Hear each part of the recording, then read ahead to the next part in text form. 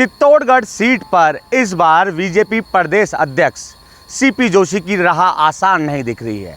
BJP की ओर से उनको उम्मीदवार बनाया गया है। एक आंकलन कर लें 2019 का। 2019 में भी सीपी जोशी यहां से सांसद का चुनाव जीते थे। उनके सामने कांग्रेस की ओर से गोपाल सिंह मैदान में थे।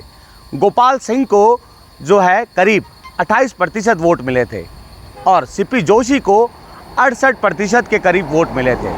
लेकिन इस बार बीजेपी ने वापस सीपी जोशी पर दांव खेला है और वहीं कांग्रेस की ओर से उदयलाल आंजना को उम्मीदवार बनाया गया है। उदयलाल आंजना भी काफ़ी कद्दावर नेता रहे हैं।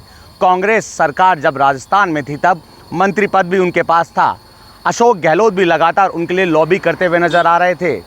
अब जिस तरह चित्तौड़गढ़ का मुकाबले का आंकलन जो निकल कर सामने आ रहा है, पहले माना जा रहा था कि सीपी जोशी की राह आसान होगी, लेकिन जब उदयलाल आंजना मैदान में उतरे तो अब यूँ कह सकते हैं कि सीपी जोशी की राह इतनी आसान नहीं दिख रही है, क्योंकि उदयलाल आंजना जिस तरह ज़मीनी हकीकत तलाशने के लिए ज़मीनी स्तर पर लगातार राजनेताओं के साथ, कार्यकर्ताओं के साथ, पदाधिकारियों के साथ और आम जनता के साथ चर्चा करने में लगे हैं, इससे साफ जाहिर हो रहा है कि सीपी जोशी जिस तरह जीत की हुंकार भर रहे थे, इस बार हुंकार कहीं ना कहीं फीकी भी पड़ सकती है। क्योंकि पहले फेज़ के चुनाव में जिस तरह वोटिंग का प्रतिशत कम हुआ, उससे ही आंकलन लगाने के लिए सियासी जानकार अलग अलग आंकलन लगाने में लगे हैं।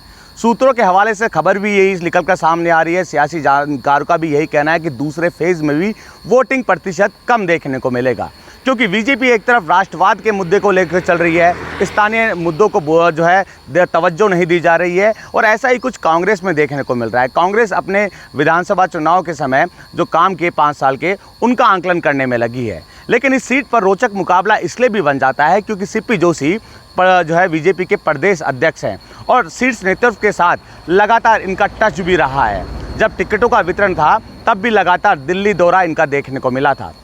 लेकिन कांग्रेस में जब पैनल तैयार किया गया था तो उदयलाल आंजना के नाम पर मोहर लगी और उदयलाल आंजना को लेकर लगातार जो है अशोक गहलोत भी सभा कर रहे हैं। सीपी जोशी को लेकर शीर्ष नेतृत्व भी सभा करने में लगा है। इस सीट पर यूँ कह सकते हैं कि सीधे तौर पर भाजपा और कांग्रेस की टक्कर है। यूँ भी जो है गणित लेकर के सामने आ रहा है कि इस बार सीपी जोशी की राह आसान नहीं है, क्योंकि दोनों के बीच कट्टर मुकाबला देखने को मिल रहा है। पहले फेज़ में जिस तरह जो है मतदान हुए, उसमें माना जा रहा था कि वोटिंग प्रतिशत बढ़ेगा, लेकिन वोटिंग प्रतिशत बढ़ा नहीं। अब सेकंड चरण में जब चुनाव होंगे, जो है मतदान होंगे 26 तारीख को, उसमें भी यही आंकलन किया जा रहा है। अगर वोटिंग प्रतिशत कम रहा तो निश्चित तौर पर यूँ कह सकते हैं कि टक्कर का मुकाबला सीपी जोशी और उदयलाल आंजना के बीच देखने को मिल सकता है। स्थिति हालांकि सीपी जोशी भांप चुके हैं, इसलिए शीर्ष नेतृत्व लगातार इस सीट पर जनसभा करते हुए जनता का मन टटोलने में लगा है। बसंत पांडे, TV9 जयपुर।